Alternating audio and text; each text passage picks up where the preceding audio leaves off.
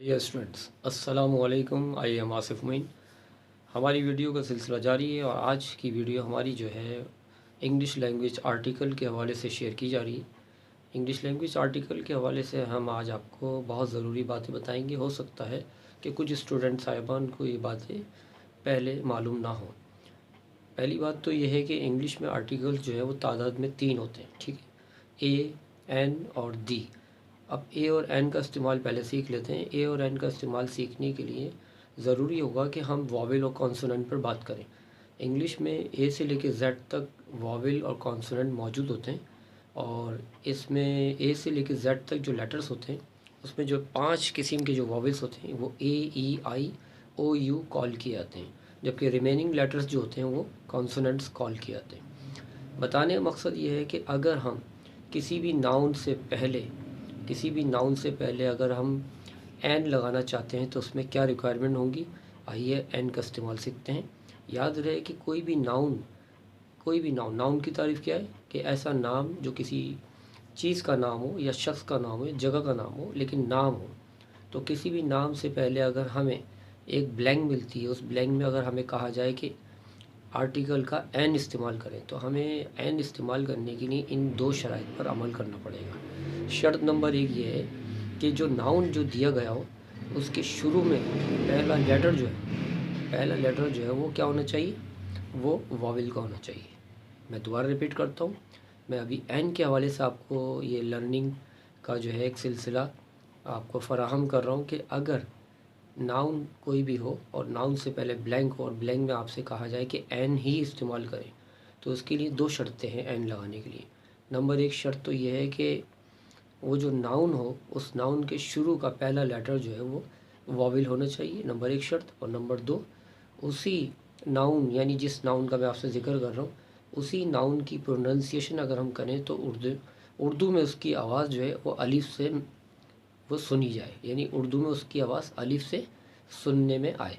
अब मिसाल के तौर पे जैसे मैं आपसे अर्ज़ करता हूँ कि एलिफेंट है। अब जैसे एलिफेंट जो है वो ई से इंग्लिश में शुरू होता है, ई चूँकि वॉवेल है तो इस लिहाज से पहली शर्त तो पूरी हो गई। यानी अगर किसी भी सवाल में एक खाली जगह है, एक ब्लैंक है, उसके आगे एलिफेंट शो हुआ है, तो एलिफेंट में जो पहला जो लेटर है वो ई है और ई जो है हमारा वॉवेल है।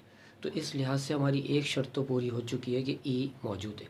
दूसरी शर्त में मैंने कहा था कि प्रोनाउंसिएशन में अलिफ की आवाज़ का मौजूद होना ज़रूरी हो। तो यहाँ पर आप दूसरी शर्त भी देख सकते हैं कि एलिफेंट को अगर हम उर्दू में प्रोनाउंसिएशन दें तो अलिफ से एलिफेंट कॉल किया जाता है। लेकिन ये बात याद रखें कि आपको एलिफेंट की मीनिंग की प्रोनाउंसिएशन नहीं करनी है, बल्कि एलिफेंट की जो उसकी वॉइस है, उसकी जो प्रोनाउंसिएशन उसकी जो वॉइस में, वो प्रोनाउंसिएशन में आपको देखना है कि उसमें क्या आवाज़ आ रही है।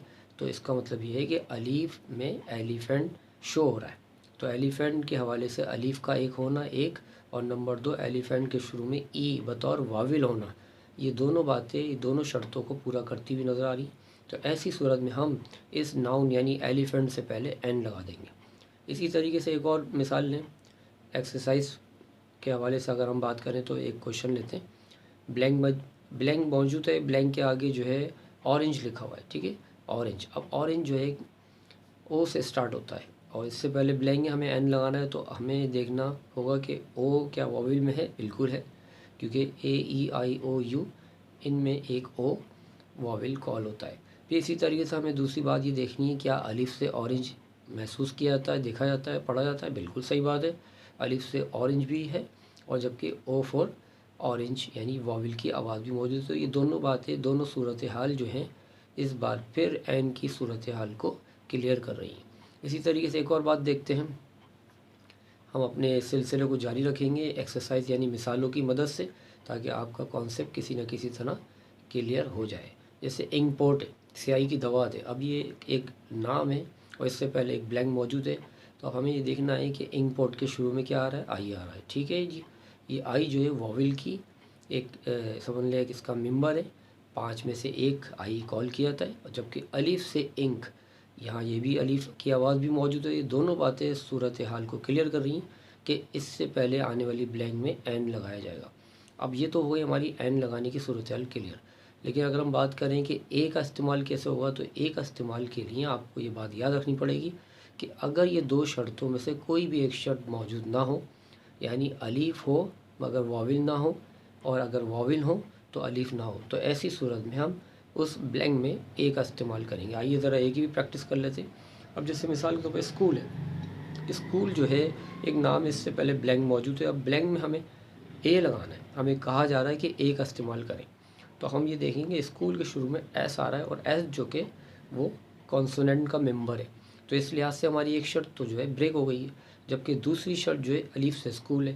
लेकिन अब हमने आपसे पहले ही कहा था कि दोनों शर्तों का होना बहुत ज़रूरी है। अगर एक शर्त होगी तो ऐसी सूरत में हम एन को इग्नोर कर देंगे और ए को इस्तेमाल करेंगे। तो इस लिहाज से यहाँ पर एक शर्त होने की बिना पर हम ए को फॉलो करेंगे बजाय इसके एन को फॉलो करने के। एक और सूरत हाल देखते हैं। अगर हम कहते हैं यूनिवर्सिटी, अब यूनिवर्सिटी से पहले फिर ब्लैंक मौजूद है, तो हमें ये देखना है कि यूनिवर्सिटी के शुरू में क्या मौजूद है, यू, और यू चूँकि वाविल का मेंबर है। लेकिन अगर हम उर्दू की प्रोनाउंसिएशन देखें तो यूनिवर्सिटी में तो ये मौजूद है, अलीफ की आवाज़ नहीं महसूस हो रही। तो ऐसी सूरत में यहाँ भी दो शर्तें पूरी नहीं हो रही। ऐसी सूरत में हम यहाँ भी एन नहीं लगाएंगे, ड्रॉप कर देंगे एन को, और हम इसमें ए का इस्तेमाल करेंगे। तो उम्मीद करता हूँ आर्टिकल के इस्तेमाल से आपको ए और एन का इस्तेमाल क्लियर हो गया होगा। जबकि दी का जो इस्तेमाल जो है मैं अपनी नेक्स्ट क्लास में बाकायदा तरतीब के साथ उसमें जो भी सिलसिले हैं उनको मैं बयान करूँगा। आपके लिए ज़रूरी है कि अभी ए और एन की प्रैक्टिस करें और अच्छे तरीके से इनको जो है असाइनमेंट की शक्ल में अपने पास नोट डाउन करें, ताकि आइंदा आने वाली वीडियो में जब दी का इस्तेमाल सीखा जाए तो आपके ए और एन के कॉन्सेप्ट बखूबी क्लियर हो चुके हो। Thank you for the next time. अस्सलामु अलैकुम वरहमतुल्लाह।